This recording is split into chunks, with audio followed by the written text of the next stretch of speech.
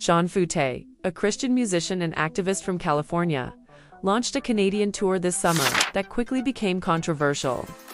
Known for his close ties to the MAGA movement and outspoken views on COVID-19 restrictions and LGBTQ issues, Feucht attracted both strong support and intense opposition. His reputation for hosting large, open-air worship events that often ignore public health guidance and stir political sentiments set the stage for mounting resistance as his tour entered Canada. The trouble began early on. Parks Canada cancelled his planned performance in Halifax after learning of the event's association with Feucht's movement. Other cities, including Charlottetown, Moncton, Quebec City, Gatineau, Vaughan, and Winnipeg, soon followed, each citing similar concerns about public safety due to anticipated large gatherings of both supporters and protesters. These cancellations marked a pattern that made it increasingly difficult for Feucht to secure public venues across the country. Authorities in each location pointed to the real risk of clashes between opposing groups. They concluded that the expected crowd dynamics posed a significant threat to public safety, and no proposed conditions could mitigate that risk. Local officials were also concerned about their ability to maintain order without additional strain on police resources. As controversy swirled, Feucht and his team tried to circumvent these obstacles by hosting events in private or religious spaces. One such gathering took place at a Montreal church around July 27, 2025. The event went ahead without a permit and led to the church receiving a fine of $2,500 Canadian dollars. Adding legal consequences to the already tense situation, the episode underscored the difficulties municipalities faced in controlling unofficial gatherings associated with Feucht's tours. Meanwhile, in West Kelowna, where another performance was scheduled for August 23, the city began reviewing the event with caution. Officials there expressed heightened concern about safety, citing the increasingly politicized nature of Feucht's events and the potential for unrest. The review process was still ongoing by the end of July 2025.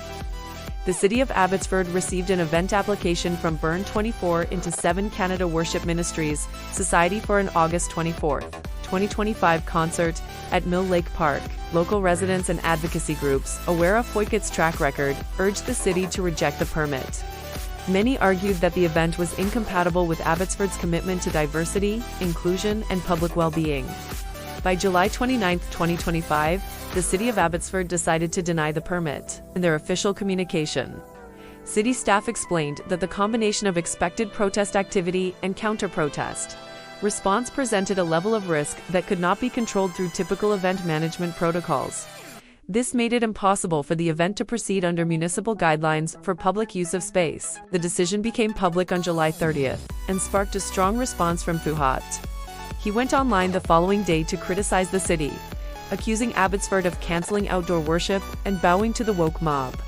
He reiterated that his ministry would continue with or without official support, and suggested the move was an attack on religious freedom. While some public officials supported the city's decision, others voiced concern over the implications for freedom of speech and assembly.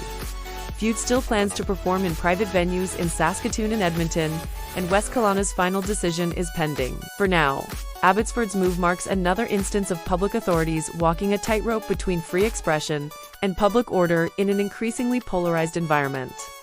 As Feucht's Canadian tours continues to face mounting roadblocks, the situation in Abbotsford underscores a broader national conversation about the balance between freedom of expression and community safety. With cities increasingly opting to deny permits amid fears of unrest, Feucht's message may now find itself more confined to private venues and online platforms. Whether this signals a shift in how public spaces are managed in response to polarizing figures remains to be seen, but for now, the growing list of cancellations tells a story of caution, contention, and the ever-present challenge of unity and diversity. Thanks for watching. If you want to stay informed on similar stories and cultural controversies unfolding across Canada and beyond, do not forget to like, share, and subscribe to the channel. See you in the next video.